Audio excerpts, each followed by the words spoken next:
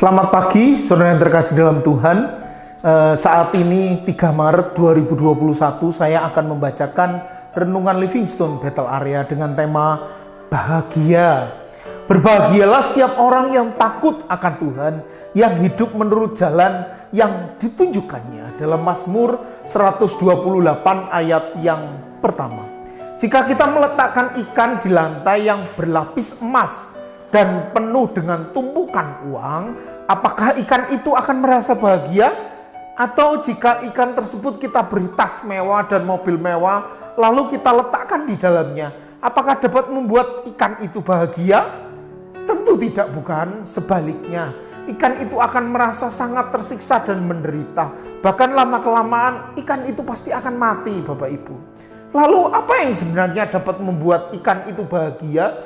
Yaitu ketika ia diletakkan di air kolam atau sungai yang jernih, dan di dalamnya ia dapat memperoleh makanan serta oksigen untuk hidup bersama dengan ikan-ikan yang lainnya.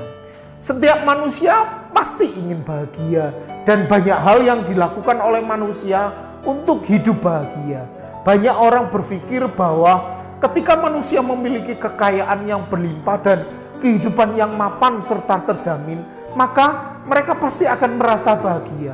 Namun, apakah benar memang demikian? Pada kenyataannya tidak sedikit artis yang melakukan tindakan bunuh diri karena merasa tidak bahagia dalam hidupnya, meskipun ia memiliki harta yang berlimpah-limpah. Banyak orang kaya yang jatuh dalam narkoba hanya untuk dapat merasakan ketenangan dan juga kebahagiaan. Lalu apa yang sebenarnya dapat membuat manusia dapat merasakan kebahagiaan yang sejati? Saudara, kebahagiaan yang sejati tidak akan pernah ditentukan oleh situasi di luar, namun oleh apa yang di dalam hati kita. Kebahagiaan yang sejati tidak ditentukan oleh hal-hal jasmani dalam hidup kita, namun ditentukan oleh hal-hal yang rohani di dalam hidup kita. Kita akan merasakan kebahagiaan yang sejati ketika kita hidup di dalam takut akan Tuhan dan hidup menurut jalan yang ditujukan oleh Tuhan.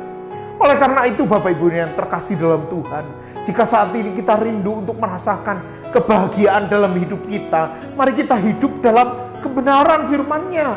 Mari kita jauhi segala dosa dan hidup dalam takut akan Tuhan.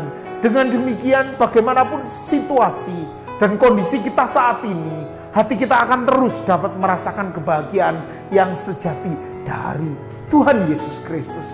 Amin. Tuhan Yesus memberkati Bapak Ibu.